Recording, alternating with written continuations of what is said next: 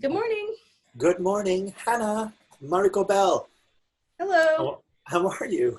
I'm great. How are you? I'm great. Welcome to Theater Scam. Thank you. I'm excited to be back. Yeah, I'm excited you're here. I'm excited we get to introduce you this morning. For those who don't know you, tell us a little bit about you off the top here. Well, my name is Hannah Mariko Bell. My pronouns are she, her, and I'm Theater Scam's new artistic and community liaison. I'm a recent graduate of the University of Victoria, where I mainly focused on theater administration and applied theater. I've actually worked with Theater Scam as a production intern and assistant to the general manager before. As an administrator and on the creative works, I have been a dramaturge for Theater Scam. In my spare time, I'm also a theater practitioner, producer, director, and facilitator, and I work on creating cultural theater, puppet performances, and sometimes a blend of both. Don't pretend you have spare time with all that list. You, this position of artistic and community liaison, why is this important for the Victoria community? This is a really important position because there are significant barriers that marginalized communities, the queer community, the disabled community, and the BIPOC community, which means Black, Indigenous, and people of color community experience when it comes to accessing the arts in Victoria. And my goal as the artistic and community liaison is to work with these communities to remove these barriers so that these communities can enjoy Theater Scam's work. I also want to ensure that these folks are well represented in the work that we do. You and I started talking about this over a year ago.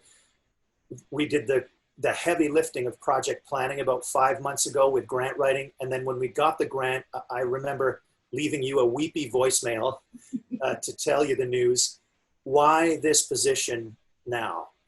Well, I think this position is really important now because systemic racism has always been an issue, but the Black Lives Matter movement that came out of June has really amplified the importance for anti-racism and anti-oppression work that needs to be done here in North America, but specifically, especially here in Victoria. And so as a person of color myself, and as someone who has a learning disability and who is a part of the queer community, I saw a need in this community for an advocate to work with people to ensure that their needs were met artistically, to ensure that we're working well with these communities to make sure that they're being heard and that they're being seen on our stages and in our productions and in our schools.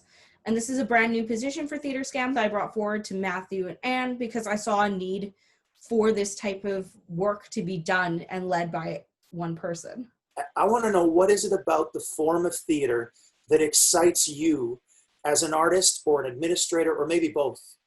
I'm going to answer as both because I think that it's important to think about this question from both sides. I was in a Zoom call with the Professional Association of Canadian Theatres, and I heard Makambe Sambamba speak, and she said that theater can heal the country. And I strongly believe in the power of theater as a form of rehabilitation and community building. And in a time when we can't all be together because of COVID, I think that theater is the key for us to be able to keep being joyful and to keep challenging our minds and perspectives from our homes. And then when we get back together, we're going to be doing it in a much safer space and with a lot more care towards one another. Wow, that's really eloquent, Hannah. Talking about the power of theater and the joy, that's our challenge as artists and administrators right now, that we're trying to find the joy in these times. And I welcome you, and I'm so glad you're here to help us do that, to work through the many things we've talked about. So thank you. I'm so glad you're here in this position, and welcome. Thank you.